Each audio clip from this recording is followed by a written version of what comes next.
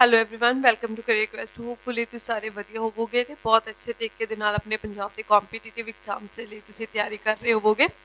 ਸੋ ਜਿਵੇਂ ਤੁਹਾਨੂੰ ਪਤਾ ਹੈ ਕਿ ਆਪਾਂ ਮਾਡਰਨ ਹਿਸਟਰੀ ਨੂੰ ਕੰਪਲੀਟ ਕਰਨ ਦੇ ਲਈ ਇੱਕ ਸੀਰੀਜ਼ ਨੂੰ ਸਟਾਰਟ ਕੀਤਾ ਹੋਇਆ। ਸੋ ਅੱਜ ਆਪਣਾ 8th ਲੈਕਚਰ ਰਹੇਗਾ ਉਸ ਸੀਰੀਜ਼ ਦਾ। ਸੋ ਕੱਲ ਦੇ ਲੈਕਚਰ ਦੇ ਵਿੱਚ ਆਪਾਂ ਰਿਵੋਲਟ ਆਫ 1857 ਕੀਤਾ ਸੀ ਕਿ ਕਦੋਂ ਸਟਾਰਟ ਹੋਇਆ, ਕੀ ਉਹਦੇ ਕਾਰਨ ਸੀ, ਕਿ 1857 ਦਾ ਜੋ ਵਿਦਰੋਹ ਹੈ ਉਹ ਇੰਡੀਆ ਦੇ ਵਿੱਚ ਸਟਾਰਟ ਹੁੰਦਾ ਹੈ। 1857 ਦਾ ਰਿਵੋਲਟ ਕੀ ਸੀ, ਵਿਦਰੋਹ ਕੀ ਸੀ, ਕੱਲ ਆਪਾਂ ਡਿਸਕਸ ਕਰ ਚੁੱਕੇ ਹਾਂ ਕਿ 1857 ਦਾ ਜੋ ਵਿਦਰੋਹ ਸੀ ਉਹ ਇੰਡੀਅਨ ਸੀ ਉਹ ਬ੍ਰਿਟਿਸ਼ਰਸ ਦੇ ਅਗੇਂਸਟ ਸਟਾਰਟ ਕਰਦੇ ਨੇ ਤਾਂ ਜੋ ਬ੍ਰਿਟਿਸ਼ਰਸ ਨੂੰ ਇੰਡੀਆ ਦੇ ਵਿੱਚੋਂ ਭਜਾ ਸਕਣ। ਸੋ 1857 ਦੇ ਰਿਵੋਲਟ ਦੇ ਕੀ ਕਾਰਨ ਸੀ, ਕਿਹੜੇ ਕਿਹੜੇ ਉਹਦੇ ਇਕਨੋਮਿਕਲ ਕਾਰਨ ਸੀ, ਪੋਲੀਟੀਕਲ ਕਾਰਨ ਸੀ, ਰਿਲੀਜੀਅਸ ਸੋਸ਼ਲ ਕਾਰਨ ਸੀ ਜਾਂ ਇਮੀਡੀਏਟ ਕਾਰਨ ਸੀ, ਉਹ ਸਾਰੇ ਆਪਾਂ ਪ੍ਰੀਵੀਅਸ ਲੈਕਚਰ ਦੇ ਵਿੱਚ ਡਿਸਕਸ ਕਰ ਚੁੱਕੇ ਹਾਂ। ਕੱਲ ਆਪਾਂ ਇਹ ਵੀ ਡਿਸਕਸ ਕੀਤਾ ਸੀ ਕਿ ਰੀਜ਼ਨ ਕੀ ਸੀ, ਕਾਰਨ ਕੀ ਰਹੇ ਕਿ 1857 ਦਾ ਜੋ ਵਿਦਰੋਹ ਸੀ ਉਹ ਫੇਲ ਹੋ ਗਿਆ ਸੀ। ਐਸੇ ਕੀ ਸਰਕਮਸਟਾਂਸ ਹੋਏ ਕਿ 1857 ਦਾ ਰਿਵੋਲਟ ਵਿਦਰੋਹ ਸੀ ਉਹ ਫੈਲਿਆ ਵੀ ਬਹੁਤ। ਮੇਰਠ ਤੋਂ 10 ਮਈ 1857 ਨੂੰ ਸਟਾਰਟ ਹੋਇਆ, ਦਿੱਲੀ ਤੱਕ ਗਿਆ, ਡਿਫਰੈਂਟ ਸੈਂਟਰਸ ਬਣੇ, ਬਟ ਐਸੇ ਕੀ ਕਾਰਨ ਰਹੇ ਜਿਨ੍ਹਾਂ ਕਰਕੇ ਇਹ ਜੋ ਵਿਦਰੋਹ ਸੀ ਉਹ ਫੇਲ ਹੋ ਗਿਆ ਸੀ, ਉਹ ਵੀ ਆਪਾਂ ਕੱਲ ਦੇ ਲੈਕਚਰ ਦੇ ਵਿੱਚ ਡਿਸਕਸ ਕਰ ਚੁੱਕੇ ਹਾਂ। ਕੀ ਕਿਹਾ ਸੀ ਕਿ ਇੱਕ ਤਾਂ ਇਹ ਜੋ ਵਿਦਰੋਹ ਸੀ, ਰਿਵੋਲਟ ਸੀ, ਇੱਕ ਵੈਲ ਆਰਗੇਨਾਈਜ਼ਡ ਨਹੀਂ ਸੀ, ਨਾ ਹੀ ਜਿਹੜੇ ਲੋਕ ਇਸ ਦੇ ਵਿੱਚ ਪਾਰਟਿਸਿਪੇਟ ਕਰ ਰਹੇ ਸਨ ਉਹਨਾਂ ਦਾ ਇੱਕ ਕਾਮਨ ਗੋਲ ਸੀ ਕਿ ਅਸੀਂ ਕਿਸ ਵਜ੍ਹਾ ਕਰਕੇ ਇਹ ਰਿਵੋਲਟ ਕਰ ਰਹੇ ਹਾਂ।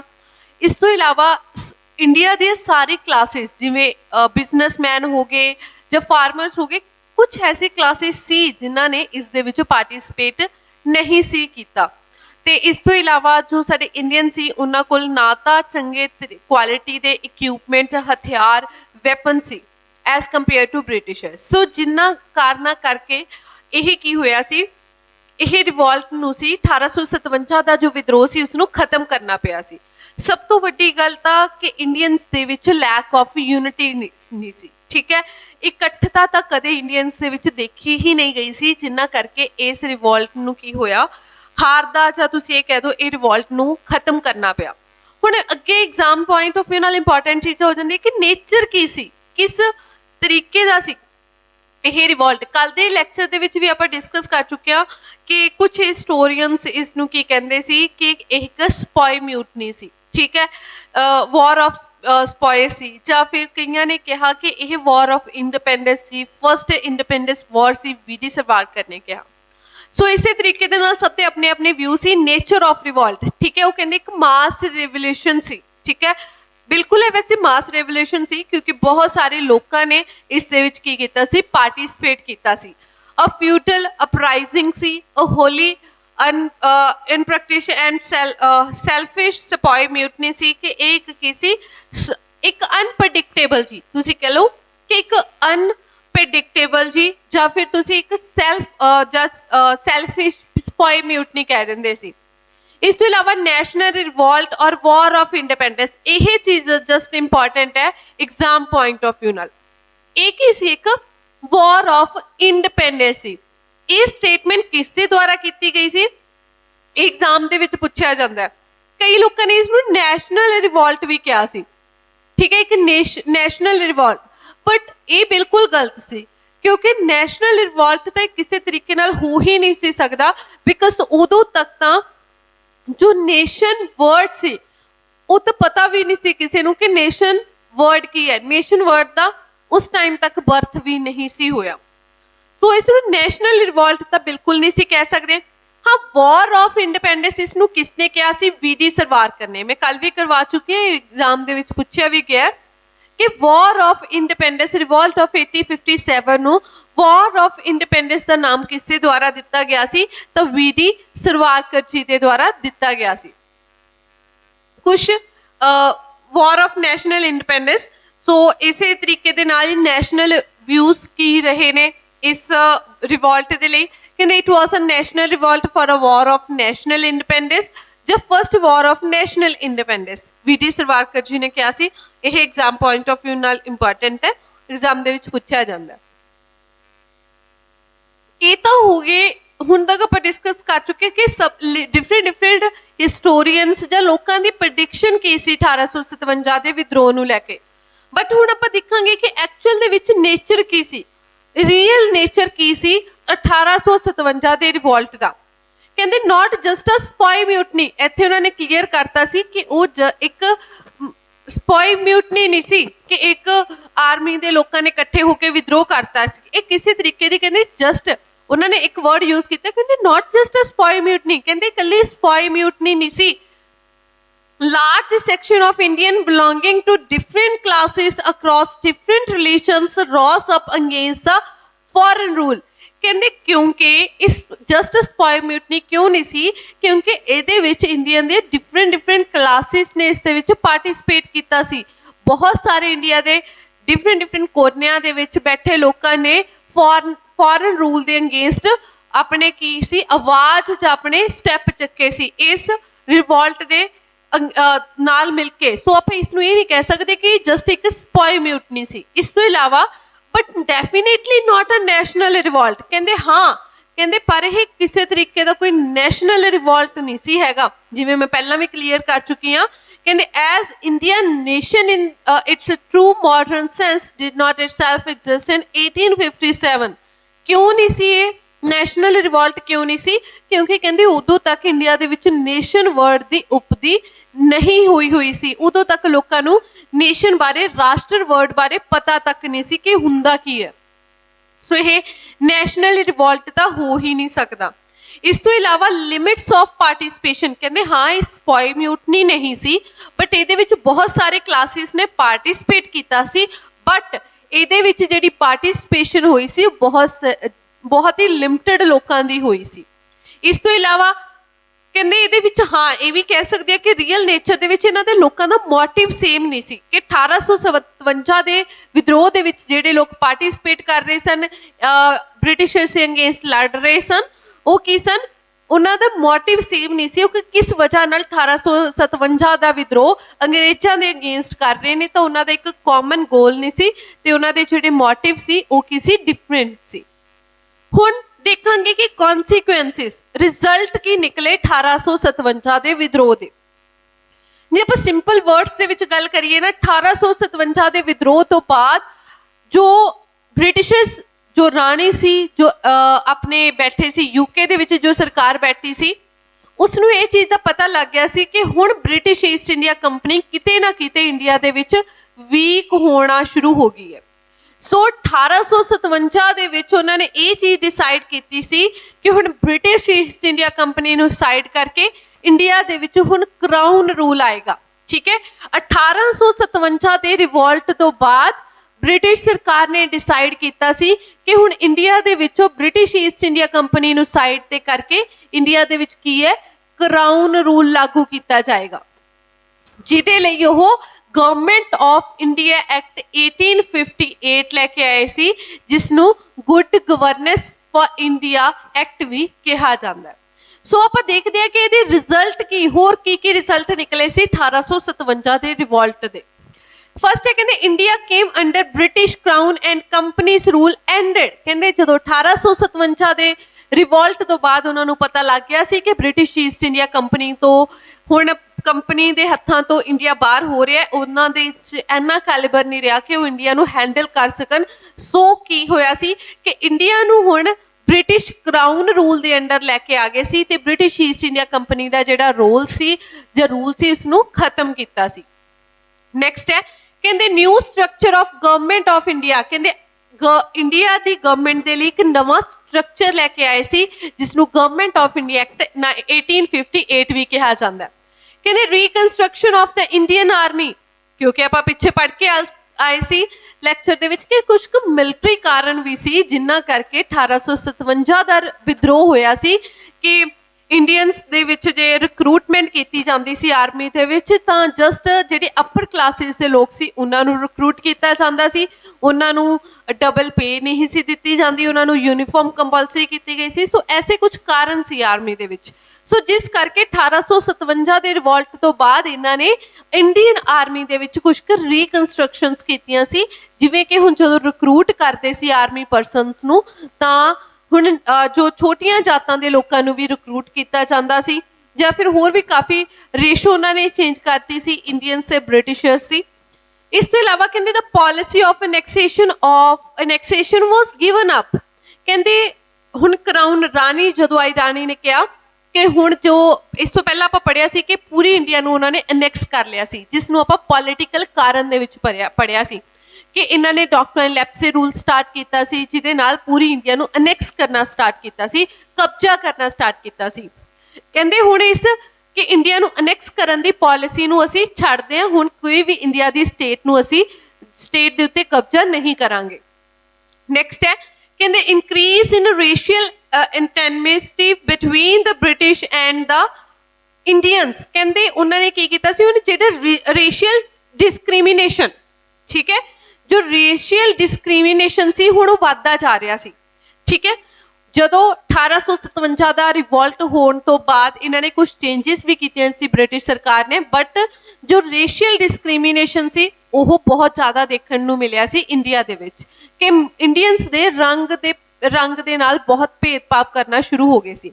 ਸੈਟਬੈਕਸ of the reform the policy of divide and rule begins. ਕਹਿੰਦੇ ਹੁਣ ਕਿਹੜੀ ਪਾਲਿਸੀ ਸਟਾਰਟ ਕੀਤੀ ਸੀ, ਹੁਣ ਇਹਨਾਂ ਨੂੰ ਲੱਗਿਆ ਕਿ ਹੁਣ ਸਿੱਧੀ ਉਂਗਲ ਨਾਲ ਅਗਰ ਘਿਓ ਨਹੀਂ ਨਿਕਲ ਰਿਹਾ ਤਾਂ ਆਪਾਂ ਕੀ ਕਰਾਂਗੇ, ਫਿੰਗਰ ਨੂੰ ਟੇਢੀ ਕਰਾਂਗੇ। ਦੈਟ ਮੀਨਸ ਉਹਨਾਂ ਨੇ ਨਵੀਂ ਪਾਲਿਸੀ ਸਟਾਰਟ ਕੀਤੀ ਇੰਡੀਆ ਨੂੰ ਐਕਸਪਲੋਇਟ ਕਰਨ ਦੇ ਲਈ, ਜਿਹਦਾ ਨਾਮ ਸੀ ਡਿਵਾਈਡ ਐਂਡ ਰੂਲ ਪਾਲਿਸੀ। ਠੀਕ ਹੈ, ਪਹਿਲਾਂ ਇੰਡੀਅਨਸ ਨੂੰ ਤੋੜਾਂਗੇ, ਦੈਨ ਉਹਨਾਂ ਦੇ ਉੱਤੇ ਰਾਜ ਕਰਾਂਗੇ। ਡਿਵਾਈਡ ਐਂਡ ਰੂਲ ਪਾਲਿਸੀ ਨੂੰ ਸਟਾਰਟ ਕੀਤਾ। ਸੋ ਇਸ ਤੋਂ ਇਲਾਵਾ ਕਹਿੰਦੇ ਇਕਨੋਮਿਕ ਲੂਟ ਸੋ ਇਕਨੋਮਿਕ ਲੂਟ ਦੇ ਵਰਡ ਨੂੰ ਅਗਰ ਆਪਾਂ ਦੇਖਿਆ ਜਾਵੇ ਤਾਂ ਪਹਿਲਾਂ ਤੋਂ ਹੀ ਉਹ ਇਕਨੋਮਿਕਲੀ ਇੰਡੀਆ ਨੂੰ ਲੁੱਟਦੇ ਆ ਰਹੇ ਸਨ। ਠੀਕ ਹੈ, ਬਟ ਹੁਣ ਉਹਨਾਂ ਨੇ ਡਾਇਰੈਕਟਲੀ ਨਹੀਂ ਸੀ ਲੁੱਟਣਾ ਇੰਡੀਅਨਸ ਨੂੰ ਇਕਨੋਮਿਕਲੀ, ਹੁਣ ਉਹਨਾਂ ਨੇ ਇਨਡਾਇਰੈਕਟਲੀ ਲੁੱਟਣਾ ਸਟਾਰਟ ਕਰ ਦਿੱਤਾ ਸੀ। ਸੋ ਕਹਿੰਦੇ ਗਵਰਨਿੰਗ ਸਟਰਕਚਰ ਆਫ ਇੰਡੀਆ, ਹੁਣ ਮੈਂ ਤੁਹਾਨੂੰ ਦੱਸਿਆ ਸੀ ਕਿ 1857 ਦੇ ਰਿਵੋਲਟ ਤੋਂ ਬਾਅਦ ਇੰਡੀਆ ਦੇ ਜੋ ਗਵਰਨਿੰਗ ਸਟਰਕਚਰ ਸੀ ਉਹਦੇ ਵਿੱਚ ਕਾਫੀ ਚੇਂਜਿਸ ਆਈਆਂ, ਜਿਹਦੇ ਲਈ ਗੁੱਡ ਗਵਰਨੈਂਸ ਐਕਟ ਆਇਆ ਸੀ, ਜਿਸ ਨੂੰ ਕੀ ਕਿਹਾ ਜਾਂਦਾ ਹੈ, ਗਵਰਨਮੈਂਟ ਆਫ ਇੰਡੀਆ ਐਕਟ 1858 ਲੈ ਕੇ ਆਏ ਸੀ। ਕਹਿੰਦੇ ਗਵਰਨਮੈਂਟ ਆਫ ਇੰਡੀਆ ਐਕਟ 1858 ਔਰ act for the better governance of India, India the governance ਨੂੰ ਇੱਕ ਅੱਛੇ ਤਰੀਕੇ ਦੇ ਨਾਲ ਕਰਨ ਦੇ ਲਈ ਕਹਿੰਦੇ ਹੁਣ ਅਸੀਂ ਇੰਡੀਆ ਦੀ ਜਿਹੜੀ ਗਵਰਨਮੈਂਟ ਹੈ ਉਹਨੂੰ ਇੱਕ ਰਾਈਟ ਮੈਨਰਸ ਦੇ ਵਿੱਚ ਰਨ ਕਰਾਂਗੇ, ਕਿਸੇ ਤਰੀਕੇ ਦੀ ਕੋਈ ਇੰਟਰਫੀਅਰੈਂਸ ਨਹੀਂ ਕਰਾਂਗੇ, ਕਿਸੇ ਤਰੀਕੇ ਦੀ ਕੋਈ ਅਨੈਕਸੇਸ਼ਨ ਨਹੀਂ ਕਰਾਂਗੇ, ਇੰਡੀਅਨਸ ਦੀ ਸਟੇਟ ਨੂੰ ਅਸੀਂ ਹੁਣ ਉਹਨਾਂ ਦੇ ਉੱਤੇ ਕਬਜ਼ਾ ਨਹੀਂ ਕਰਾਂਗੇ। ਜੇ ਇਸ ਤੋਂ ਇਲਾਵਾ ਤੁਹਾਡੀਆਂ ਸੋਸ਼ਲ ਐਕਟੀਵਿਟੀਜ਼ ਦੇ ਵਿੱਚ ਬਿਲਕੁਲ ਵੀ ਇੰਟਰਫੀਅਰੈਂਸ ਨਹੀਂ ਹੋਏਗੀ ਬ੍ਰਿਟਿਸ਼ ਸਰਕਾਰ ਦੇ ਦੁਆਰਾ। ਸੋ ਉਹਨਾਂ ਨੇ ਇੱਕ ਤਰੀਕੇ ਦਾ ਇੰਡੀਅਨਸ ਦੇ ਲਈ ਕੰਜ਼ਰਵੇਟਿਵ ਸੋਚ ਨੂੰ ਅਪਣਾ ਲਿਆ ਸੀ, ਨੈਰੋ ਮਾਈਂਡਡ ਹੋ ਗਏ ਸੀ ਉਹ ਇੰਡੀਅਨਸ ਦੇ ਪ੍ਰਤੀ, ਕਿਉਂਕਿ ਉਹਨਾਂ ਨੂੰ ਲੱਗਦਾ ਸੀ, ਉਹਨਾਂ ਨੂੰ ਇਹ ਚੀਜ਼ ਦਾ ਪਤਾ ਲੱਗ ਗਿਆ ਸੀ ਕਿ ਅਗਰ ਇੰਡੀਅਨਸ ਦੇ ਲਈ ਥੋੜੀ ਬ੍ਰੌਡ ਮਾਈਂਡਡ ਉਹਨਾਂ ਦੀ ਸੋਸ਼ਲ ਰਿਫਾਰਮਸ ਕੀਤੀਆਂ ਗਈਆਂ, ਉਹ ਚੀਜ਼ਾਂ ਇੰਡੀਅਨਸ ਨੂੰ ਪਸੰਦ ਨਹੀਂ ਸੀ ਆਉਂਦੀਆਂ। ਸੋ ਇਹਦੇ ਵਿੱਚ ਗਵਰਨਮੈਂਟ ਆਫ ਇੰਡੀਆ ਐਕਟ ਦੇ ਵਿੱਚ ਐਗਜ਼ਾਮ ਪੁਆਇੰਟ ਆਫ ਵਿਊ ਨਾਲ ਗਵਰਨਮੈਂਟ ਆਫ ਇੰਡੀਆ ਐਕਟ ਬਹੁਤ ਇੰਪੋਰਟੈਂਟ ਹੋ ਜਾਂਦਾ ਹੈ। ਇੱਥੋਂ ਐਗਜ਼ਾਮ ਦੇ ਵਿੱਚ ਕੁਐਸਚਨ ਦੇਖਣ ਨੂੰ ਤੁਹਾਨੂੰ ਜ਼ਰੂਰ ਮਿਲਣਗੇ। ਹੁੰਦਾ ਕੀ ਹੈ ਕਿ ਗਵਰਨਮੈਂਟ ਆਫ ਇੰਡੀਆ ਐਕਟ, ਪਹਿਲੀ ਗੱਲ ਤਾਂ ਇਹਦਾ ਨੇਮ ਹੀ ਤੁਹਾਨੂੰ ਪਤਾ ਹੋਣਾ ਚਾਹੀਦਾ ਕਿ ਗਵਰਨਮੈਂਟ ਆਫ ਇੰਡੀਆ ਐਕਟ ਨੂੰ act for better governance of India ਵੀ ਕਿਹਾ ਜਾਂਦਾ ਹੈ। ਪੁੱਛਿਆ ਜਾ ਸਕਦਾ ਹੈ ਕਿ ਐਕਟ ਫॉर ਬੈਟਰ ਗਵਰਨੈਂਸ ਕਦੋਂ ਆਇਆ ਸੀ, ਤਾਂ 1858 ਦੇ ਵਿੱਚ ਆਇਆ ਸੀ। ਸੈਕਿੰਡ ਚੀਜ਼, ਇਹਦੇ ਵਿੱਚ ਇੱਕ ਨਿਊ ਪੋਸਟ ਇੰਟਰੋਡਿਊਸ ਕੀਤੀ ਗਈ ਸੀ ਜਿਹਦਾ ਨਾਮ ਸੀ ਸੈਕਟਰੀ ਆਫ ਸਟੇਟ। ਠੀਕ ਹੈ, ਇੱਕ ਨਵੀਂ ਪੋਸਟ ਇੰਟਰੋਡਿਊਸ ਕੀਤੀ ਗਈ ਸੀ secretary of state for India, ਜਿਸ ਨੂੰ 15 ਮੈਂਬਰੀ ਕਮੇਟੀ ਸੀ ਜੋ ਕੀ ਕਰਦੀ ਸੀ, ਅਸਿਸਟ ਕਰਦੀ ਸੀ। ਇਸ secretary of state the post ਨੂੰ 15 ਮੈਂਬਰੀ ਕਮੇਟੀ ਵੱਲੋਂ ਅਸਿਸਟ ਕੀਤਾ ਜਾਂਦਾ ਸੀ, ਜੋ ਕਿੱਥੇ ਬੈਠੀ ਸੀ, ਜੋ ਲੰਡਨ ਦੇ ਵਿੱਚ ਬੈਠੀ ਸੀ। ਸੋ ਇਹ ਕਮੇਟੀ ਬੈਠੀ ਲੰਡਨ ਦੇ ਵਿੱਚ ਹੁੰਦੀ ਸੀ, ਜੋ ਸੈਕਟਰੀ ਆਫ ਸਟੇਟ ਨੂੰ ਅਸਿਸਟ ਕਰਦੀ ਸੀ, ਗਾਈਡ ਕਰਦੀ ਸੀ। ਬਟ ਇਹ 15 ਮੈਂਬਰਸ ਦੀ ਜਿਹੜੀ ਪੇ ਸੀ, ਜਿਹੜੇ ਇਹਦੇ ਜੋ ਇਹਨਾਂ ਨੂੰ ਸੈਲਰੀ ਦਿੱਤੀ ਜਾਂਦੀ ਸੀ, ਉਹ ਇੰਡੀਅਨ ਦੇ ਖਜ਼ਾਨੇ ਦੇ ਵਿੱਚੋਂ ਹੀ ਦਿੱਤੀ ਜਾਂਦੀ ਸੀ। ਇਸ ਤੋਂ ਇਲਾਵਾ ਇਹਨਾਂ ਨੇ ਕੀ ਕੀਤਾ ਸੀ ਕਿ ਜੋ ਗਵਰਨਰ ਜਨਰਲ ਆਫ, ਦੇਖੋ ਆਪਾਂ ਪਹਿਲਾਂ ਇਸ ਤੋਂ ਪਹਿਲਾਂ ਆਪਾਂ ਗੱਲ ਕੀਤੀ ਹੋਏਗੀ ਕਿ ਪਹਿਲਾਂ ਹੁੰਦਾ ਸੀ ਗਵਰਨਰ ਆਫ ਬੰਗਾਲ, ਫਿਰ ਗਵਰਨਰ ਜਨਰਲ ਆਫ ਬੰਗਾਲ ਕਿਹਾ ਜਾਣ ਲੱਗਿਆ, ਫਿਰ ਗਵਰਨਰ ਜਨਰਲ ਆਫ ਇੰਡੀਆ ਬਣਿਆ ਜੋ 1833 ਦੇ ਵਿੱਚ ਬਣਿਆ ਹੋਏਗਾ।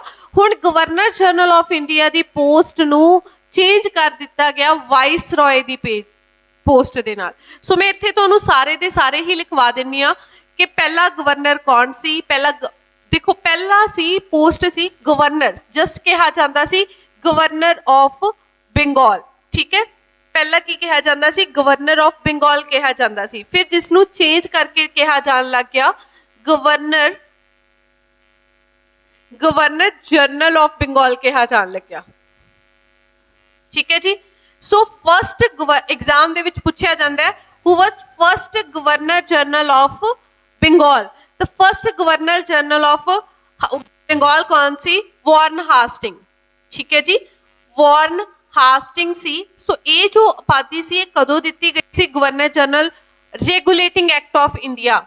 ठीक है जी, ये दिती गई सी रेगुलेटिंग एक्ट ऑफ इंडिया 1773 ਦੇ ਵਿੱਚ ਇਹਨਾਂ ਨੇ ਕੀ ਕੀਤਾ ਸੀ, ਉਹਨੂੰ ਆਪਾਂ ਫਰਦਰ ਡਿਸਕਸ ਕਰਾਂਗੇ ਅੱਜ ਹੀ ਕਿ ਰੈਗੂਲੇਟਿੰਗ ਐਕਟ ਆਫ 1773 ਦੇ ਵਿੱਚ ਇਹਨਾਂ ਨੇ ਕਿਹਾ ਕਿ ਜੋ ਗਵਰਨਰ ਆਫ ਬੰਗਾਲ ਹੈ ਉਸ ਨੂੰ ਹੁਣ ਅੱਜ ਤੋਂ ਗਵਰਨਰ ਜਨਰਲ ਆਫ ਬੰਗਾਲ ਕਿਹਾ ਜਾਣ ਲੱਗੇ ਜਾਏਗਾ। ਤੇ first governor general of Bengal ਕੌਣ ਬਣਿਆ ਸੀ? ਵਾਰਨ ਹਾਸਟਿੰਗ ਬਣਿਆ ਸੀ। ਸੋ ਇਸ ਤੋਂ ਇਲਾਵਾ ਫਿਰ ਉਹਨਾਂ ਨੇ ਕਿਹਾ ਕਿ first governor general of Bengal ਨੂੰ ਕਿਹਾ ਜਾਏਗਾ ਗਵਰਨਰ ਜਨਰਲ ਆਫ ਇੰਡੀਆ। ਠੀਕ ਹੈ, ਸੋ ਇਹ ਗਵਰਨਰ ਜਨਰਲ ਆਫ ਇੰਡੀਆ ਕਦੋਂ ਕਿਹਾ ਜਾਣ ਲੱਗਿਆ ਸੀ? 1833 ਦੇ ਚਾਰਟਰ ਐਕਟ ਦੇ ਵਿੱਚ, ਕੱਲ ਡਿਸਕਸ ਕਰਾਂਗੇ। ਠੀਕ ਹੈ, ਚਾਰਟਰ ਐਕਟ 1833 ਦੇ ਵਿੱਚ first governor general of Bengal ਨੂੰ ਗਵਰਨਰ ਜਨਰਲ ਆਫ ਇੰਡੀਆ ਕਿਹਾ ਜਾਣ ਲੱਗਿਆ। Who was the first governor general of India? ਤਾਂ ਤੁਹਾਡਾ ਆਨਸਰ ਹੋਏਗਾ ਵਿਲੀਅਮ ਬੈਂਟਿਕ। ਠੀਕ ਹੈ ਜੀ, ਵਿਲੀਅਮ ਬੈਂਟਿਕ ਸੀ ਜਿਸ ਜੋ ਬਣਿਆ ਸੀ first governor general of India. So ਹੁਣ ਇਹਨਾਂ ਨੇ ਕੀ ਕੀਤਾ ਕਿ ਜੋ ਗਵਰਨਰ ਜਨਰਲ ਆਫ ਇੰਡੀਆ 1858 ਦੇ ਵਿੱਚ ਗਵਰਨਰ ਜਨਰਲ ਆਫ ਇੰਡੀਆ ਨੂੰ ਕਿਹੜਾ ਟਾਈਟਲ ਦੇ ਦਿੱਤਾ? ਤਾਂ ਵਾਇਸ ਰॉय ਦਾ ਟਾਈਟਲ ਦੇ ਦਿੱਤਾ। ਹੁਣ ਪੁੱਛਿਆ ਜਾਏਗਾ ਕਿ ਐਗਜ਼ਾਮ ਦੇ ਵਿੱਚ ਹੂ ਵਾਜ਼ first viceroy of India? ਤਾਂ ਪਹਿਲਾ ਵਾਇਸ ਰॉय ਆਫ ਇੰਡੀਆ ਉਹੀ ਪਰਸਨ ਸੀ ਜਿਸ ਦੇ ਗਵਰਨਰ ਜਨਰਲ ਆਫ ਇੰਡੀਆ ਹੁੰਦੇ ਹੋਏ ਇੰਡੀਆ ਦੇ ਵਿੱਚ 1857 ਦਾ ਰਿਵੋਲਟ ਹੋਇਆ ਸੀ, ਤਾਂ ਉਹਦਾ ਨਾਮ ਹੈ ਲਾਰਡ ਕੈਨਿੰਗ। ਠੀਕ ਹੈ ਜੀ, lord Canning was a first viceroy of India. So ਇਹ ਜੋ ਚੀਜ਼ਾਂ ਨੇ ਜੋ ਸਟੈਟਿਕ ਜੇ ਪੋਰਸ਼ਨ ਹੈ ਐਗਜ਼ਾਮ ਪੁਆਇੰਟ ਆਫ ਵਿਊ ਨਾਲ ਬਹੁਤ ਜ਼ਿਆਦਾ ਇੰਪੋਰਟੈਂਟ ਹੈ। ਇਹਨਾਂ ਦੇ ਵਿੱਚੋਂ ਪੁੱਛਿਆ ਜਾਂਦਾ ਹੈ ਕਦੋਂ ਕਿਹੜਾ ਟਾਈਟਲ ਦਿੱਤਾ ਗਿਆ, ਕਿਹੜਾ ਪਹਿਲਾ governor of Bengal, governor general of Bengal, governor general of India ਜਾਂ ਵਾਇਸ ਰॉय ਬਣਿਆ ਸੀ। ਸੋ ਐਗਜ਼ਾਮ ਦੇ ਵਿੱਚ ਪੁੱਛਿਆ ਜਾ ਸਕਦਾ ਹੈ। ਇਸ ਤੋਂ ਇਲਾਵਾ 1858 ਦੇ ਵਿੱਚ ਕੀ ਹੋਇਆ? ਪਹਿਲੀ ਗੱਲ ਇੱਥੇ ਕਰਾਊਨ ਰੂਲ ਆ ਗਿਆ ਸੀ। ਸੈਕੰਡ ਚੀਜ਼ secretary of state the post introduce ਕੀਤੀ ਗਈ। ਥਰਡ ਚੀਜ਼ ਕੀ ਹੋਇਆ ਸੀ ਕਿ vice ਰॉय the governor general of India the post ਨੂੰ ਵਾਇਸ ਰॉय ਦੀ ਪੋਸਟ ਦੇ ਨਾਲ ਕੀ ਕਰ ਦਿੱਤਾ ਗਿਆ ਸੀ? ਚੇਂਜ ਕਰ ਦਿੱਤਾ ਗਿਆ ਸੀ, ਰਿਪਲੇਸ ਕਰ ਦਿੱਤਾ ਗਿਆ ਸੀ। ਸੋ ਨੈਕਸਟ ਹੈ ਕਹਿੰਦੇ ਤਾਂ ਕੁਈਨਸ ਪ੍ਰੋਕਲੇਮੇਸ਼ਨ 1858। ਕਹਿੰਦੇ ਹੁਣ ਦੇਖੋ 1858 ਦੇ ਵਿੱਚ ਤੁਹਾਨੂੰ ਪੁੱਛਿਆ ਜਾ ਸਕਦਾ ਹੈ ਕਿ ਇੰਡੀਆ ਦੇ ਵਿੱਚ ਕਰਾਊਨ ਰੂਲ ਕਦੋਂ ਆਇਆ ਸੀ, ਤਾਂ ਤੁਹਾਡਾ ਆਨਸਰ ਹੋਏਗਾ 1858 ਦੇ ਵਿੱਚ ਕੁਈਨ ਦਾ ਰਾਜ ਚੱਲਣਾ ਸ਼ੁਰੂ ਹੋ ਗਿਆ ਸੀ, ਕਰਾਊਨ ਰੂਲ ਆ ਗਿਆ ਸੀ ਇੰਡੀਆ ਦੇ ਵਿੱਚ। ਕਹਿੰਦੇ ਲਾਰਡ ਕੈਨਿੰਗ ਦਾ governor general of India announced the equation of the Indian administration by British crown at Darbar held Allahabad on 1 November 1858। ਕਹਿੰਦੇ ਇਲਾਹਾਬਾਦ ਦੇ ਵਿੱਚ ਇੱਕ ਦਰਬਾਰ ਸਜਾਇਆ ਗਿਆ ਸੀ 1 ਨਵੰਬਰ 1858 ਦੇ ਵਿੱਚ। ਉੱਥੇ ਲਾਰਡ ਕੈਨਿੰਗ ਨੇ ਇਹ ਅਨਾਉਂਸ ਕੀਤਾ ਸੀ ਕਿ ਅੱਜ ਤੋਂ ਬਾਅਦ ਇੰਡੀਆ ਦੇ ਉੱਤੇ ਕਰਾਊਨ ਦਾ ਰੂਲ ਹੋਏਗਾ। religious tolerance and respect for customs and traditions of the Indians। ਉੱਥੇ ਕੁਈਨ ਨੇ ਇਹ ਵੀ ਅਨਾਉਂਸਮੈਂਟ ਕੀਤੀ ਸੀ ਕਿ ਅੱਜ ਤੋਂ ਬਾਅਦ ਇੰਡੀਅਨਸ ਦੀ ਸੋਸ਼ਲ ਲਾਈਫ ਦੇ ਵਿੱਚ ਕਿਸੇ ਤਰੀਕੇ ਦੀਆਂ ਸੋਸ਼ਲ ਰਿਫਾਰਮਸ ਨਹੀਂ ਕੀਤੀਆਂ ਜਾਣਗੀਆਂ, ਉਹਨਾਂ ਦੇ ਧਰਮ ਦੇ ਵਿੱਚ ਕਿਸੇ ਤਰੀਕੇ ਦੀ ਇੰਟਰਫੀਅਰੈਂਸ ਨਹੀਂ ਕੀਤੀ ਜਾਏਗੀ, ਉਹਨਾਂ ਦੇ ਧਰਮ ਦੀ ਰਿਸਪੈਕਟ ਕੀਤੀ ਜਾਏਗੀ ਇੰਡੀਅਨਸ ਦੇ ਧਰਮ ਦੀ। ਇਸ ਤੋਂ ਇਲਾਵਾ ਇੰਡੀਅਨਸ ਦੇ ਕਸਟਮ ਟ੍ਰੈਡੀਸ਼ਨਸ ਸੱਭਿਆਚਾਰ ਦੀ ਵੀ ਪੂਰੀ ਕੀ ਕੀਤੀ ਜਾਏਗੀ, ਰਿਸਪੈਕਟ ਕੀਤੀ ਜਾਏਗੀ। ਸੋ ਨੈਕਸਟ ਆਪਾਂ ਕਹਿੰਦੇ ਰੀਕਨਸਟਰਕਸ਼ਨ ਆਫ ਆਰਮੀ। ਕਹਿੰਦੇ ਜੋ ਉਹਨਾਂ ਨੇ ਗੱਲ ਕੀਤੀ ਕਿ ਰੀਕਨਸਟਰਕਸ਼ਨ ਆਫ ਆਰਮੀ, ਦੇਖੋ ਆਪਾਂ ਪਿੱਛੇ ਆਪਾਂ ਪੜ੍ਹਿਆ ਕਿ 1858 ਦੇ ਬਾਅਦ ਚੇਂਜ ਕੀ ਹੋਇਆ। ਪਹਿਲਾਂ ਇੰਡੀਆ ਕੁਈਨ ਦੀ ਪ੍ਰੋਕਲੇਮੇਸ਼ਨ ਹੋ ਗਈ, ਇੰਡੀਆ ਦੀ ਆਰਮੀ ਦੇ ਵਿੱਚ ਕੁਝ ਰੀਕਨਸਟਰਕਸ਼ਨ ਹੋਈਆਂ। ਕਿਹੜੀਆਂ ਰੀਕਨਸਟਰਕਸ਼ਨ ਹੋਈਆਂ? ਕਹਿੰਦੇ ਯੂਰਪੀਅਨ ਟੂ ਨੇਟਿਵ ਰੇਸ਼ੋ ਵਾਜ਼ ਇਨਕਰੀਜ਼ਡ 1:3। ਕਹਿੰਦੇ ਹੁਣ ਪਹਿਲਾਂ ਕੀ ਹੁੰਦਾ ਸੀ ਕਿ ਜ਼ਿਆਦਾ ਮਾਤਰਾ ਦੇ ਵਿੱਚ ਜ਼ਿਆਦਾ ਕੁਆਂਟੀਟੀ ਦੇ ਵਿੱਚ ਇੰਡੀਅਨਸ ਹੁੰਦੇ ਸੀ ਆਰਮੀ ਦੇ ਵਿੱਚ, ਹੁਣ ਇਸ ਰੇਸ਼ੋ ਨੂੰ ਚੇਂਜ ਕਰਤਾ ਸੀ। ਬ੍ਰਿਟਿਸ਼ ਤੇ ਇੰਡੀਅਨ ਲੋਕਾਂ ਦੀ ਰੇਸ਼ੋ ਕਰਤੀ ਉਹਨਾਂ ਨੇ 1:3 ਕੀਤੀ ਸੀ। ਪਹਿਲਾਂ ਸੀ ਇਹ 1:10 ਸੀ। ਬ੍ਰਿਟਿਸ਼ਰ ਰੇਸ਼ੋ ਇੰਡੀਅਨ ਸੀ 1:10, ਹੁਣ ਇਸ ਨੂੰ ਚੇਂਜ ਕਰਕੇ 1:3 ਕਰਤਾ ਸੀ। ਨੈਕਸਟ ਹੈ ਕਹਿੰਦੇ different castes and communities were to be mixed in the every regiment. ਮੈਂ ਪਹਿਲਾਂ ਵੀ ਦੱਸਿਆ ਸੀ ਕਿ ਪਹਿਲਾਂ ਜਦੋਂ ਇੱਕ ਰਿਕਰੂਟ ਕਰਦੇ ਸੀ ਇੰਡੀਅਨਸ ਨੂੰ ਤਾਂ ਸਿਰਫ ਹਾਈ ਕਾਸਟ ਦੇ ਲੋਕਾਂ ਨੂੰ ਹੀ ਬ੍ਰਿਟਿਸ਼ਰਸ ਦੀ ਆਰਮੀ ਦੇ ਵਿੱਚ ਭਰਤੀ ਕੀਤਾ ਜਾਂਦਾ ਸੀ, ਬਟ ਹੁਣ ਇਸ ਟ੍ਰੈਡੀਸ਼ਨ ਨੂੰ ਚੇਂਜ ਕਰਕੇ ਹਰ ਡਿਫਰੈਂਟ ਕਲਾਸ ਦਾ ਕਾਸਟ ਦਾ ਬੰਦੇ ਨੂੰ ਰਿਕਰੂਟ ਕਰਨਾ ਸ਼ੁਰੂ ਕਰਤਾ ਸੀ ਇਹਨਾਂ ਨੇ ਆਰਮੀ ਦੇ ਵਿੱਚ। ਇਸ ਤੋਂ ਇਲਾਵਾ ਕਹਿੰਦੇ regional elements like Punjab, Bengal, Madras were to be kept separate, ਇਹਨਾਂ ਨੂੰ ਅਲੱਗ-ਅਲੱਗ ਕਰਤਾ ਸੀ। Recruitment from so called the martial races Sikh, Pathans, Gorkhas, Rajput. So ਇਹਨਾਂ ਨੇ ਇਸ ਮਾਰਸ਼ਲ ਰੇਸਿਸ ਦੇ ਵਿੱਚ ਸਿੱਖ, ਪਠਾਨਸ, ਗੋਰਖਾਸ ਤੇ ਰਾਜਪੂਤ ਨੂੰ ਵੀ ਇੰਡੀਆ ਬ੍ਰਿਟਿਸ਼ਰ ਆਰਮੀ ਦੇ ਵਿੱਚ ਭਰਤੀ ਕਰਨਾ ਸ਼ੁਰੂ ਕੀਤਾ ਸੀ। ਸੋ ਇਹ ਸੀ ਉਹਨਾਂ ਨੇ ਆਰਮੀ ਦੇ ਵਿੱਚ ਚੇਂਜਿਸ ਕੀਤੀਆਂ। ਇਸ ਤੋਂ ਇਲਾਵਾ ਸੈਟਬੈਕ ਟੂ ਰਿਫਾਰਮ ਦੇ ਵਿੱਚ ਇਹਨਾਂ ਨੇ ਕੀ ਕੀਤਾ, ਕਹਿੰਦੇ ਉਹਨਾਂ ਨੇ ਇੰਡੀਅਨਸ ਦੇ ਪ੍ਰਤੀ ਕੰਜ਼ਰਵੇਟਿਵ ਸੋਚ ਨੂੰ ਅਪਣਾ ਲਿਆ ਸੀ, ਇੱਕ ਤੰਗ ਸੋਚ ਨੂੰ ਅਪਣਾਇਆ ਸੀ। ਬ੍ਰਿਟਿਸ਼ਰਸ ਨੇ 1857 ਦੇ ਰਿਵੋਲਟ ਤੋਂ ਬਾਅਦ ਇੰਡੀਅਨਸ ਦੇ ਪ੍ਰਤੀ ਇੱਕ ਤੰਗ ਸੋਚ ਨੂੰ, ਕੰਜ਼ਰਵੇਟਿਵ ਸੋਚ ਨੂੰ ਅਪਣਾਇਆ ਸੀ। ਕਿਉਂ? ਕਿਉਂਕਿ ਦੇਖੋ ਜਦੋਂ ਉਹਨਾਂ ਨੇ ਸਤੀ ਪ੍ਰਥਾ ਖਤਮ ਕੀਤੀ ਸੀ, ਵਿਡੋ ਰੀਮੈਰਿਜ ਐਕਟ ਪਾਸ ਕੀਤਾ ਸੀ, ਬੈਨ ਔਨ ਗਰਲ ਚਾਈਲਡ ਇਨਫੈਂਟੀਸਾਈਡ ਕੀਤਾ ਸੀ, ਤਾਂ ਉਹ ਚੀਜ਼ਾਂ ਇੰਡੀਅਨਸ ਨੂੰ ਬਿਲਕੁਲ ਵੀ ਪਸੰਦ ਨਹੀਂ ਸੀ ਆ ਰਹੀਆਂ। ਉਹਨਾਂ ਨੂੰ ਲੱਗ ਰਿਹਾ ਸੀ ਕਿ ਇੰਡੀਅਨਸ ਜੋ ਬ੍ਰਿਟਿਸ਼ਰਸ ਨੇ ਉਹ ਇੰਡੀਆ ਦੀ ਸੋਸ਼ਲ ਰਿਫਾਰਮਸ ਕਰ ਰਹੇ ਨੇ ਜਾਂ ਸੋਸ਼ਲ ਲਾਈਫ ਦੇ ਵਿੱਚ ਇੰਟਰਫੀਅਰੈਂਸ ਕਰ ਰਹੇ ਨੇ, ਜਿਹਦੇ ਕਰਕੇ ਬ੍ਰਿਟਿਸ਼ਰਸ ਨੂੰ ਲੱਗਿਆ ਕਿ ਇਹਨਾਂ ਨੂੰ ਸਾਡੇ ਖੁੱਲ੍ਹੇ ਵਿਚਾਰ ਪਸੰਦ ਨੇ, ਜਿਸ ਕਰਕੇ ਉਹਨਾਂ ਨੇ ਇੰਡੀਅਨਸ ਦੇ ਪ੍ਰਤੀ ਕੀ ਕੀਤਾ ਸੀ, ਕੰਜ਼ਰਵੇਟਿਵ ਸੋਚ ਨੂੰ ਅਪਣਾ ਲਿਆ ਸੀ ਤੇ ਲਿਬਰਲ ਜਿਹੜੀਆਂ ਰਿਫਾਰਮ ਸੀ ਉਹ ਖਤਮ ਕਰਤੀਆਂ ਸੀ। ਅਸੀਂ ਕਿਸੇ ਤਰੀਕੇ ਦੀ ਕੋਈ ਲਿਬਰਲ ਰਿਫਾਰਮ ਨਹੀਂ ਕਰਾਂਗੇ ਇੰਡੀਅਨਸ ਦੇ ਵਿੱਚ। ਇਸ ਤੋਂ ਇਲਾਵਾ ਕਹਿੰਦੇ no interference in social religious customs of Indian, same as it is ਜੋ ਮੈਂ ਬੋਲ ਕੇ ਹਟੀ ਆ ਕਿ ਇੰਡੀਆ ਦੀ ਸੋਸ਼ਲ ਰਿਲੀਜੀਅਸ ਕਿਸੇ ਲਾਈਫ ਦੇ ਵਿੱਚ ਬ੍ਰਿਟਿਸ਼ਰਸ ਵੱਲੋਂ ਇੰਟਰਫੇਅਰੈਂਸ ਨਹੀਂ ਕੀਤੀ ਜਾਏਗੀ। co-opted conservative and aristocratic element of Indian society, Indians ਦੇ ਪ੍ਰਤੀ ਉਹੀ conservative ਸੋਚ ਨੂੰ ਅਪਣਾ ਲਿਆ ਸੀ। racial segregation and Indians as racial inferior, ਸੋ ਇੱਥੇ ਇਹਨਾਂ ਨੇ ਕੀ ਕਰਨਾ ਸ਼ੁਰੂ ਕੀਤਾ ਸੀ, ਇੰਡੀਅਨਸ ਦੇ ਨਾਲ ਰੇਸ਼ੀਅਲ ਰੰਗ ਦੇ ਭੇਦਭਾਵ, ਰੰਗ ਦੇ ਬੇਸ ਦੇ ਉੱਤੇ ਭੇਦਭਾਵ, ਰੇਸ਼ੀਅਲ ਡਿਸਕ੍ਰਿਮੀਨੇਸ਼ਨ ਦਾ ਮਤਲਬ ਹੁੰਦਾ ਹੈ ਰੰਗ ਦੇ ਉੱਤੇ ਭੇਦਭਾਵ ਕਰਨਾ ਸ਼ੁਰੂ ਕਰ ਦਿੱਤਾ ਸੀ। ਉਹਨਾਂ ਨੂੰ ਲੱਗਿਆ ਸੀ ਕਿ ਅਗਰ ਇੰਡੀਅਨਸ ਦਾ ਰੰਗ ਕਾਲਾ ਹੈ ਤਾਂ ਸਾਡੇ ਤੋਂ ਕੀ ਨੇ, ਇਨਫੀਰੀਅਰ ਨੇ, ਠੀਕ ਹੈ, ਉਹਨਾਂ ਨੂੰ ਛੋਟਾ ਦਿਖਾਉਣਾ ਸ਼ੁਰੂ ਕੀਤਾ ਸੀ ਇਹਨਾਂ ਨੇ। ਇਸ ਤੋਂ ਇਲਾਵਾ ਕਨਸਟੀਟਿਊਸ਼ਨਲ ਪੋਜੀਸ਼ਨ, ਇਹਨਾਂ ਨੇ ਕਨਸਟੀਟਿਊਸ਼ਨ ਜੋ ਆਪਾਂ ਕਹਿ ਦਈਏ ਕਿ ਸੰਵਿਧਾਨਿਕ ਤੌਰ ਦੇ ਉੱਤੇ ਇੰਡੀਆ ਦੇ ਵਿੱਚ ਕੀ ਚੇਂਜਿਸ ਕੀਤੀਆਂ ਗਈਆਂ ਸੀ 1857 ਦੇ ਰਿਵੋਲਟ ਤੋਂ ਬਾਅਦ। ਤੇ ਇਹਨਾਂ ਨੇ ਕੀ ਕੀਤਾ ਕਿ ਜੋ ਗਵਰਨਮੈਂਟ ਆਫ ਇੰਡੀਆ ਐਕਟ 1850 ਆਇਆ ਉਸ ਦੇ ਥਰੂ ਇਹਨਾਂ ਨੇ ਕੀ ਕੀਤਾ, ਕਹਿੰਦੇ ਐਗਜ਼ੀਕਿਊਟਿਵ ਕਾਉਂਸਲ ਸੀ, ਜਿਹੜੀ ਬ੍ਰਿਟਿਸ਼ਰਸ ਦੀ ਐਗਜ਼ੀਕਿਊਟਿਵ ਕਾਉਂਸਲ ਸੀ ਉਹਦੇ ਵਿੱਚ ਪੰਜਵਾਂ ਮੈਂਬਰ, 5th ਮੈਂਬਰ ਵਾਸ ਐਡਡ, ਪੰਜਵਾਂ ਮੈਂਬਰ ਐਡ ਕਰ ਲਿਆ ਸੀ। ਇੰਡੀਅਨ ਲੈਜਿਸਲੇਟਿਵ ਕਾਉਂਸਲ ਦੇ ਵਿੱਚ apart from 12 official member, now governor general could nominated 6 to 12 additional member, half of whom were to be non official। ਹੁਣ ਇਹਨਾਂ ਨੇ ਕੀ ਕੀਤਾ, ਕਹਿੰਦੇ ਜਿਹੜੀ ਇੰਡੀਆ ਦੀ ਪਹਿਲੀ ਗੱਲ ਐਗਜ਼ੀਕਿਊਟਿਵ ਕਾਉਂਸਲ ਸੀ ਉਹਦੇ ਵਿੱਚ ਪੰਜਵਾਂ ਮੈਂਬਰ ਐਡ ਕੀਤਾ, ਤੇ ਜਿਹੜੀ ਲੈਜਿਸਲੇਟਿਵ ਕਾਉਂਸਲ ਸੀ ਉਹਦੇ ਵਿੱਚ ਉਹਨਾਂ ਨੇ ਹੁਣ ਜਿੰਨੇ ਅਫੀਸ਼ੀਅਲ ਮੈਂਬਰ ਤਾਂ ਹੈਗੇ ਹੀ, 12 ਅਫੀਸ਼ੀਅਲ ਮੈਂਬਰ ਸੀ ਜੋ ਕੌਣ ਸਨ, ਬ੍ਰਿਟਿਸ਼ਰ ਸਨ। ਉਸ ਤੋਂ ਇਲਾਵਾ ਇਹਨਾਂ ਨੇ ਇੰਡੀਆ ਨੂੰ ਇੱਕ ਲਾਲਚ ਦੇਣ ਦੇ ਲਈ, ਜਸਟ ਇੱਕ ਲਾਲਚ, ਪਾਵਰ ਇੰਡੀਅਨਸ ਨੂੰ ਫਿਰ ਵੀ ਕੋਈ ਨਹੀਂ ਸੀ ਦੇਣੀ, ਜਸਟ 6 ਤੋਂ 12 ਮੈਂਬਰ ਕਹਿੰਦੇ ਨੋਮੀਨੇਟ ਕੀਤੇ ਜਾਣਗੇ ਸਾਡੇ ਗਵਰਨਰ ਦੇ ਦੁਆਰਾ, ਜੋ ਕੀ ਹੋਣਗੇ, ਇੰਡੀਅਨਸ ਹੋਣਗੇ। ਬਟ ਕੰਡੀਸ਼ਨ ਉੱਥੇ ਇਹ ਰੱਖੀ ਕਿ ਉਹ ਇੰਡੀਅਨਸ ਅਫੀਸ਼ੀਅਲ ਮੈਂਬਰ ਨਹੀਂ ਹੋਣਗੇ ਲੈਜਿਸਲੇਟਿਵ ਅਸੈਂਬਲੀ ਦੇ, ਉਹ ਕੀ ਹੋਣਗੇ, ਨਾਨ ਅਫੀਸ਼ੀਅਲ ਮੈਂਬਰਸ ਹੋਣਗੇ।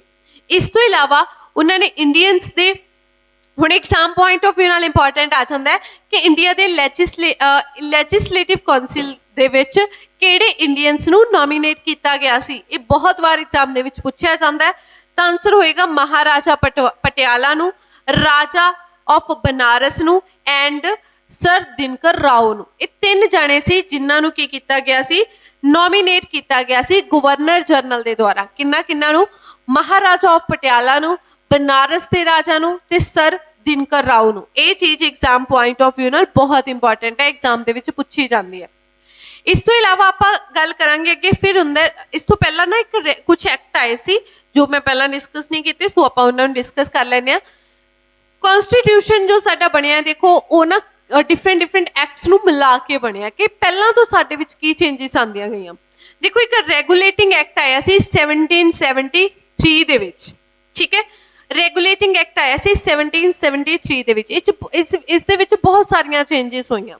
कुछ चेंजिस हुई की चेंजिस सी उहदे विच इस रेगूलेटिंग एक्ट दे विच फर्स्टली जिहड़ी जदों बंगाल दे विच ना ड्यूल गवर्नमेंट स्टार्ट हुई सी, बंगाल दे विच ड्यूल गवर्नमेंट स्टार्ट हुई सी कदों, जदों आपां पढ़िया सी बैटल ऑफ बक्सर नूं।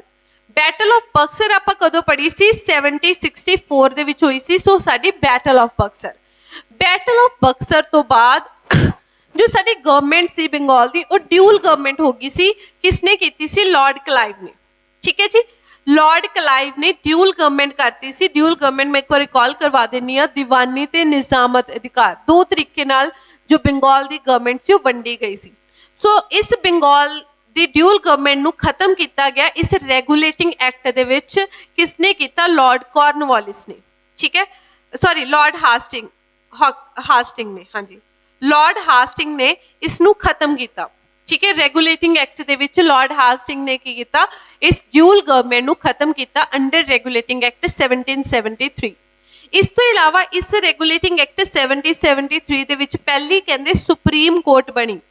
इस एक्ट दे अधीन 1774 दे which first India the supreme court बनी जो कित्थे बनी सी? कलकत्ता दे विच, ठीक है। कलकत्ता दे विच पहली की बनी सुप्रीम कोर्ट बनी। किहड़े फोर्ट दे अंडर बनी सी?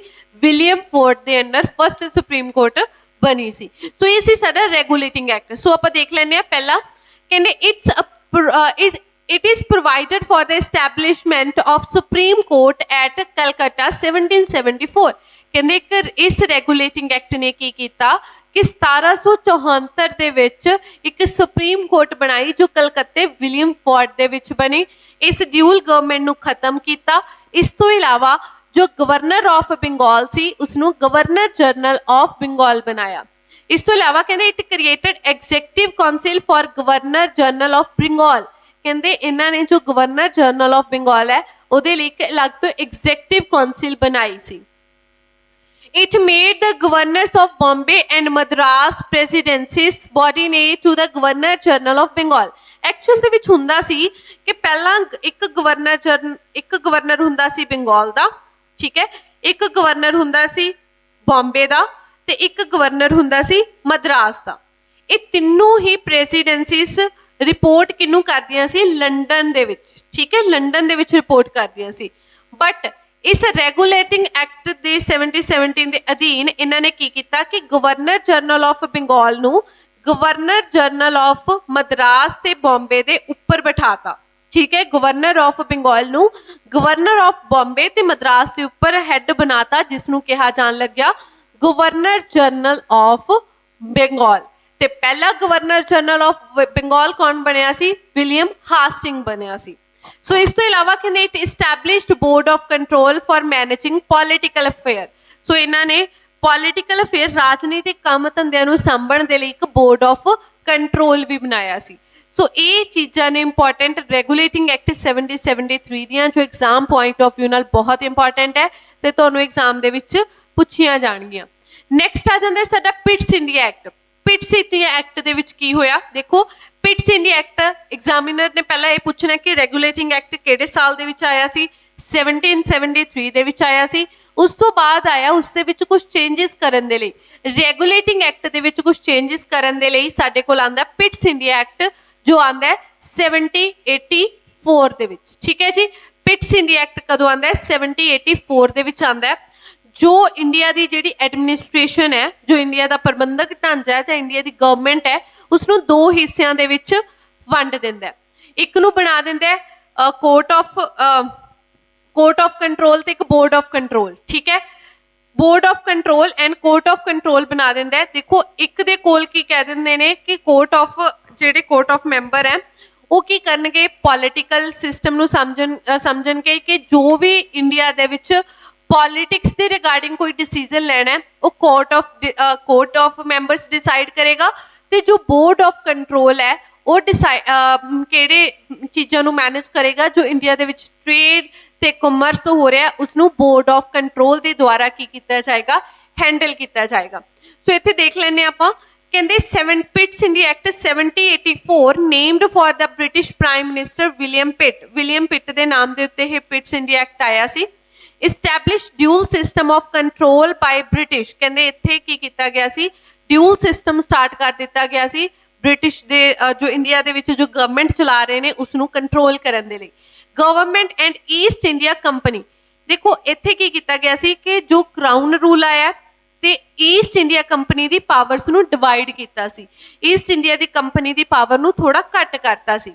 ਕਹਿੰਦੇ by which the company retained control of commerce and day to day administration but important political matters were reserved as secret. ਕਹਿੰਦੇ ਹੁਣ ਜਿਹੜੀ ਈਸਟ ਇੰਡੀਆ ਕੰਪਨੀ ਹੈ ਇਹਦੇ ਵਿੱਚ ਇਹ ਕਿਹਾ ਗਿਆ ਸੀ, ਪਿਟਸ ਇੰਡੀਆ ਐਕਟ ਇਹਦੇ ਵਿੱਚ ਇਹ ਕਿਹਾ ਗਿਆ ਸੀ ਕਿ ਈਸਟ ਇੰਡੀਆ ਕੰਪਨੀ ਹੁਣ ਇੰਡੀਆ ਦੇ ਵਿੱਚ ਜਸਟ ਇੱਕ ਟ੍ਰੇਡ ਦੇਖੇਗੀ ਤੇ ਇੱਕ ਕਮਰਸ ਦੇਖੇਗੀ, ਕਮਰਸ ਐਂਡ ਟ੍ਰੇਡ ਨੂੰ ਹੀ ਹੈਂਡਲ ਕਰੇਗੀ। ਇਸ ਤੋਂ ਇਲਾਵਾ ਜਿੰਨੇ ਵੀ ਪੋਲੀਟੀਕਲ ਡਿਸੀਜ਼ਨ ਨੇ, ਠੀਕ ਹੈ, ਜਿੰਨੇ ਵੀ ਇੰਡੀਆ ਦੇ ਵਿੱਚ ਪੋਲੀਟੀਕਲ ਰਾਜਨੀਤਿਕ ਡਿਸੀਜ਼ਨ ਲੈਣੇ ਨੇ ਉਹਨਾਂ ਨੂੰ ਸੀਕ੍ਰੇਟ ਰੱਖਿਆ ਜਾਏਗਾ ਤੇ ਇੱਕ ਕੋਰਟ ਆਫ ਮੈਂਬਰ ਸੀ, ਜੋ ਕੋਰਟ ਆਫ ਮੈਂਬਰ ਬੈਠਾ ਸੀ ਲੰਡਨ ਦੇ ਵਿੱਚ, ਉਹੀ ਡਿਸਾਈਡ ਕਰੇਗਾ।